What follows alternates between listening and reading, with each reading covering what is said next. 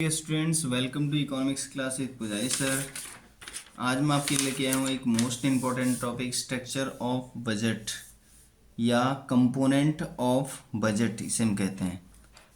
The topic name is structure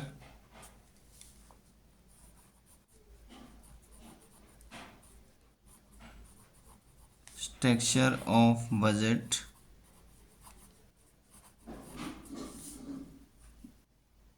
और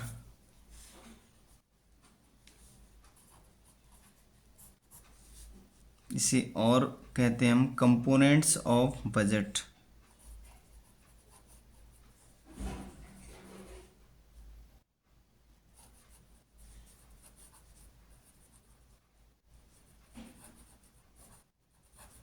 most important topic है, means इससे रिलेटेड, बजट से चैप्टर से रिलेटेड जो भी क्वेश्चन भी आते हैं उनको अंडरस्टैंड करने के लिए भी टॉपिक मोस्ट इम्पोर्टेंट है। तो इसको हम कहते क्या हैं हिंदी में? इसको हम कहते हैं बजट का संचालन, बजट की संरचना।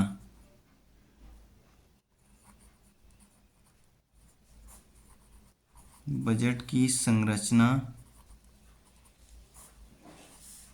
और इसे हम कहते हैं बजट की घटक।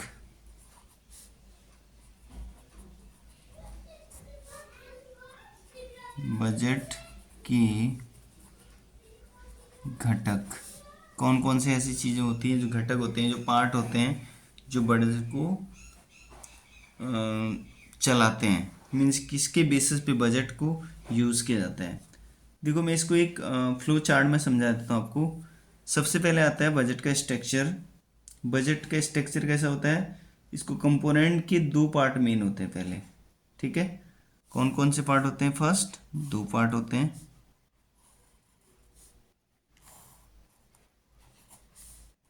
फर्स्ट पार्ट जो होता है वो होता है बजट रिसिप्ट।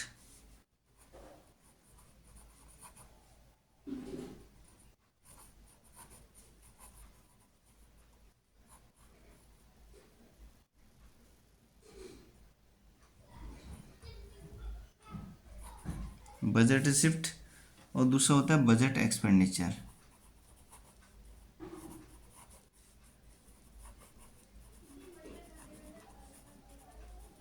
अब देखो, बजट रिसिप्ट का मतलब होता है बजट की प्राप्ति, जिसे हम हिंदी में कहते हैं बजट की प्राप्तियां।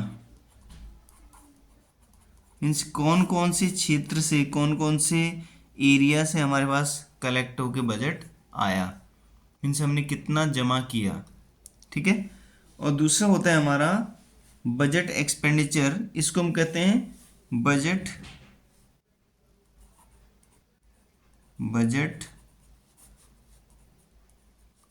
का खर्चा या खर्च। बजट को कितना हमने खर्च किया, एक्सपेंडिचर किया, यूज किया, ठीक है। जैसे कॉमन सा एग्जांपल लेते हैं, माना हमने 1,000 करोड़ रुपीस कमाए, ठीक है, फाइनेंशियल ईयर 2023-24 में, ठीक है। अब इसको हम एक्सपेंडिचर किस में करेंगे? 2025-24-25 में करेंगे। तो इसमें से हमने क्या किया? 850 रुपीज़ करोड़ 2024-25 के लिए एक्सपेंडिचर कर लिया। सो यही हमारा क्या होता है? बजट की संरचना होती है। अब ये केवल इतने पार्ट में नहीं है, ये बहुत डीपली पहुंचता है। कैसे पहुंचता है? अब जो बजट रिसिप्ट होता है वो आपका दो पार्ट का होता है, ठीक है। ये कितने पार्ट में होता है?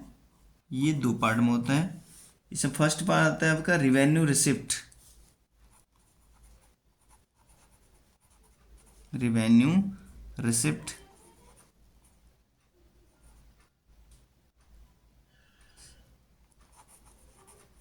रिवेन्यू रिसिप्ट, और दूसरा होता है आपका कैपिटल रिसिप्ट।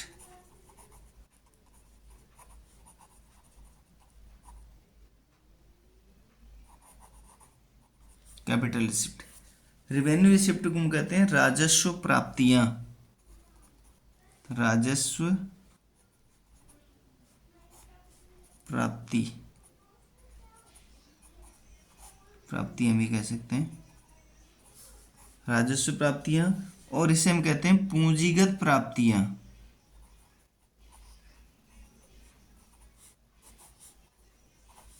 पूंजीगत प्राप्तियां, ध्यान से समझ लेना, मोस्ट इंपॉर्टेंट टॉपिक है। ओके, अब देखो राजस्व प्राप्तियां या रिवेन्यू रिसिप्ट क्या होता है।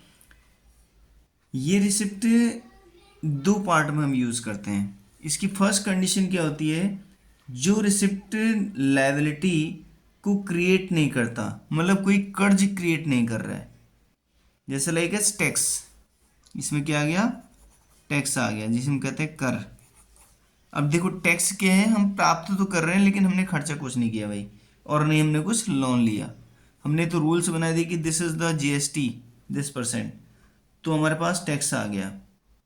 ठीक है, अब टैक्स रिसिप्ट में क्या हो रहा है, हम केवल रिसीव कर रहे हैं। ठीक है, और हमारी लायबिलिटी या हमारा कोई कर्ज नहीं हो रहा है, मीन्स हमने कर्ज लेके हम प्राप्त नहीं कर रहे हैं। जैसे लाइक ऐसा अगर हम दूसरे पार्ट को देखें, दूसरी कंडीशन को देखें, इसके अकॉर्डिंग इसका अपोजिट जो होगा, हमने 1 करोड़ रुपीज़ का इन्वेस्टमेंट किया, किस पे किया, एक मशीन को परचेज करने के लिए, और देन वो मशीन हमें पैसे कमा के दे रही है। तो यहाँ क्या है, यहाँ हमने रूल्स बनाया और रूल्स के बेसिस पे हम अर्निंग कर रहे हैं। We are not good invest, हमने कुछ इन्वेस्टमेंट नहीं किया या हमने कोई कर्ज नहीं लिया, विदाउट एनी वे हमने पैसे कमाए टैक्सेस के थ्रू। ठीक है, तो ये किस में आ गया, रिवेन्यू रिसिप्ट में पार्ट आ गया। ठीक है, अब देखो दूसरा क्या होता है आपका, इसी में दूसरा क्या कंडीशन आती है, these receipt do not cause the reduce of assets.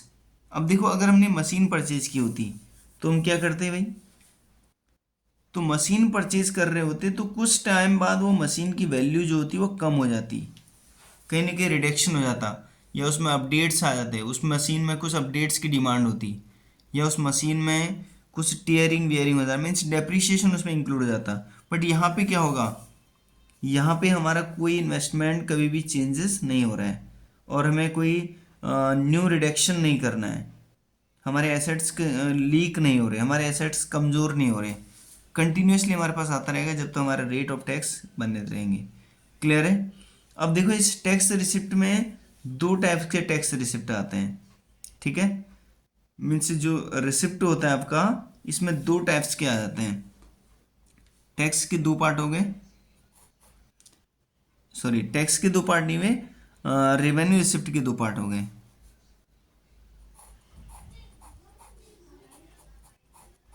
Revenue receipt के दो पार्ट हो गए आपके। ठीक है, फर्स्ट पार्ट आ गया आपका टैक्स रिसिप्ट। टैक्स रिसिप्ट जिसे हम कहते हैं क्या, कर प्राप्तियां।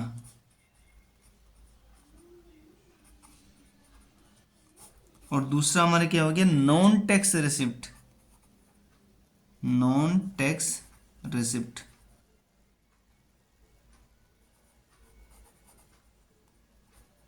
नॉन टैक्स रिसिप्ट क्या हो गया, बिना करके, मीन्स जिसमें टैक्स, जो टैक्स नहीं है, कोई और चीज़ है, क्या है। अब जैसे इसमें पहले इसको समझ लेते हैं, इसमें आ गया आपका इनकम टैक्स। ठीक है, क्या क्या आ गया, पहला आ गया इनकम टैक्स टैक्स रिसिप्ट में, और दूसरा आ गया आपका cooperative tax, excise duty, gift tax, custom duty, excise duty, GST, ये सारे टाइप्स ऑफ टैक्स इसमें आ गए। नॉन टैक्स में क्या आता है, नॉन टैक्स में आपका आ जाता है फीस, फाइन, एसेट, और income from the sales of spectrum. जब गवर्नमेंट अपने सिक्योरिटीज़ को बेच देती है तो वो भी हमारे अर्निंग का पार्ट है, लेकिन वो भी नॉन टैक्स रिसिप्ट का पार्ट है। मीन्स हमारे पास, हमने अगर किसी को शेयर बेचे तो 20% शेयर बेचे, तो 20% शेयर बेचने के बाद जो हमने अर्निंग की वो हमारे नॉन टैक्स रिसिप्ट का पार्ट हो गया। और डोनेशन, अगर हमारी कंट्री को या हमारे डिपार्टमेंट को कहीं से डोनेशन आया तो वो क्या हो गया, नॉन टैक्स रिसिप्ट का पार्ट हो गया। ठीक है, सो ये हमारे हो गए आपके रिवेन्यू रिसिप्ट के पार्ट। अब देखो नेक्स्ट हमारा आता है कैपिटल रिसिप्ट। कैपिटल रिसिप्ट का मतलब होता है पूंजीगत प्राप्तियां, मीन्स हमने जो इन्वेस्टमेंट किया, हमने जो लोन लिया, या हमने जो अपने एसेट्स को यूज़ किया एज अ अर्निंग, उसमें हम कैपिटल रिसिप्ट को यूज़ करते हैं। अब इसमें कंडीशन क्या है, इसमें गवर्नमेंट की जो लायबिलिटी होती है वो क्रिएट होती है। मीन्स जो हमारा कर है, जो हमारे टैक्सेस है या हमारी जो देयता है, हमने उसे पे भी करना है। अगर माने कि इंडस्ट्रीज़ को सेटअप करने के लिए हमने 5 लाख रुपए खर्च किए, तो उस 5 लाख को लेने में, उस 5 लाख की इंडस्ट्रीज सेटअप करने के लिए अगर माना हमने 2 लाख का लोन लिया था, तो लायबिलिटी ऑफ द गवर्नमेंट कितनी होगी, 2 लाख। 2 लाख की लायबिलिटी गवर्नमेंट की है। अब 2 लाख पहले उसे रिपे करना है, देन फिर उसे प्रॉफिट मिलेगा। ठीक है। और दूसरा क्या होता है, ये हमारे एसेट्स को रिड्यूस भी करता है। कैसे रिड्यूस करेगा भाई, ये ऐसे रिड्यूस करेगा कि अगर हमने मशीन परचेज की है तो 1 साल बाद उसमें कुछ ना कुछ इम्प्रूवमेंट की नीड पड़ेगी, या वो कहीं ना कहीं उसमें प्रॉब्लम आनी चालू हो जाएगी। उस प्रॉब्लम को सही करने के लिए हमें खर्च करना पड़ेगा। ठीक है। सो कैपिटल रिसिप्ट के आपके 3 पार्ट्स होते हैं।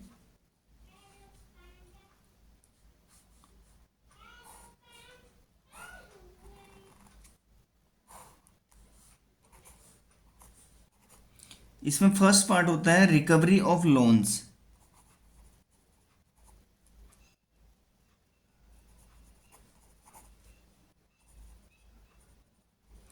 जो लोन को हम रिकवरी कहते हैं, इसे कहते हैं ऋण की वसूली। जो हमने ऋण को रिसीव किया या जो हमने कर्ज को वापस लिया, ठीक है, तो वो कैपिटल रिसिप्ट में आ जाता है। अब देखो, हमने एक टाइम पे लोन दिया था किसी को, मीन्स हमने एक्सपेंडिचर किया था ना, हमने लायबिलिटीज क्रिएट की थी, या हमने अपने टैक्स, हमने जो एसेट्स से उसे बेचा था। ठीक है। तो हम उसे 10 साल बाद भी रिकवरी कर रहे हैं, 2 साल बाद रिकवरी कर रहे हैं, तो कहने की रिकवरी कर रहे हैं। नेक्स्ट आता है बोरोइंग एंड अदर लायबिलिटीज।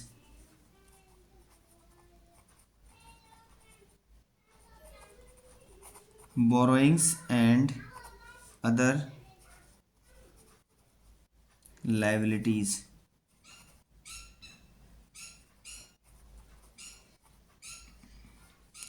इसका मतलब होता है उधार या अन्य देनदारियां।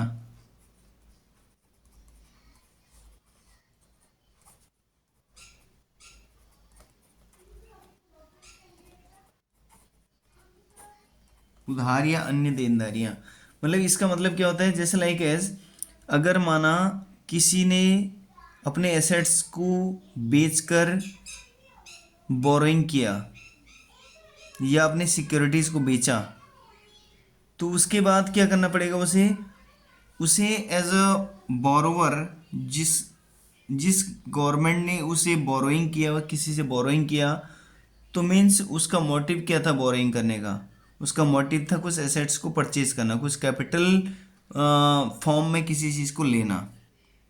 तो उस केस में भी क्या होता है, कैपिटल रिसिप्ट होता है। मीन्स उस मशीन से हम जितना भी अर्निंग करेंगे वो कैपिटल रिसिप्ट का पास रहेगा। नेक्स्ट आता है आपका अदर रिसिप्ट।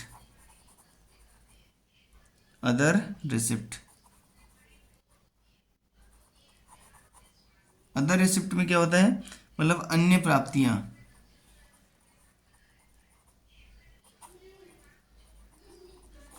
अन्य प्राप्तियों में क्या क्या चीज़ आती है, देखो अच्छे से समझ लेना। जैसे लाइक एस कोई डिसइन्वेस्टमेंट है।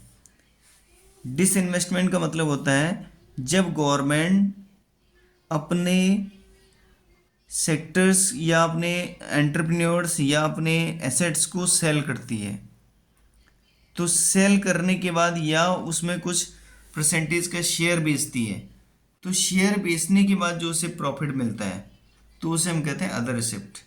ठीक है। So these are the main important topic and another one, next one is budget expenditure. देखो, ये आपका बजट रिसिप्ट मैंने आपको समझा दिया, देन थोड़ा सा स्पेस कम था तो मैंने न्यू पेज का यूज़ किया है। तो यहाँ पे आ जाएगा बजट एक्सपेंडिचर। बजट एक्सपेंडिचर का मतलब होता है बजट को खर्च कैसे करना है। बजट को खर्च करने के लिए भी गवर्नमेंट क्या करनी है, रिवेन्यू एक्सपेंडिचर यूज़ करती है, और दूसरा कैपिटल एक्सपेंडिचर यूज़ करती है। रिवेन्यू एक्सपेंडिचर का मतलब होता है कि government do not create assets और लायबिलिटी। यहाँ पे गवर्नमेंट कोई एसेट्स क्रिएट नहीं कर रही है, एसेट्स परचेज नहीं कर रही है, केवल क्या कर रही है, गवर्नमेंट अपने अर्निंग को खर्च कर रही है, just motive of the development of country and social welfare of the society. जैसे इसमें आता है आपका old age pension, scholarship, salaries of government employer, ये सब चीज़ें इसके अंदर आती हैं। ठीक है, अब इसमें क्या क्या होता है, इसमें गवर्नमेंट अर्निंग नहीं करती, और दूसरी कंडीशन क्या है, it does not cause the reduction of liabilities, ये लाइबिलिटीज़ को रिड्यूस नहीं करता, कम नहीं करता, और भी बढ़ाता है। क्यों? क्योंकि अगर हम सोशल वेलफेयर करें तो बहुत सारा खर्च करना पड़ेगा। जैसे क्लैमिटी वाला केस है, अर्थक्वेक वाला केस है, या कोई नेचुरल डिजास्टर है, या कोई टाइप्स ऑफ डिसीज जैसे कोविड आ गया, तो उस टाइम पे हमें खर्च करना पड़ता है। तो उस खर्च को करने के लिए हम कोई अर्निंग सोर्सेज जनरेट नहीं कर रहे, we are just going to social welfare of the society. ठीक है, नेक्स्ट जो आता है आपका कैपिटल रिसिप्ट। कैपिटल रिसिप्ट में क्या होता है, ये थोड़ा अर्निंग का पार्ट होता है। कैसे? क्योंकि इसका जो मोटिव है वो क्या है, expenditure on the land and building. Government ने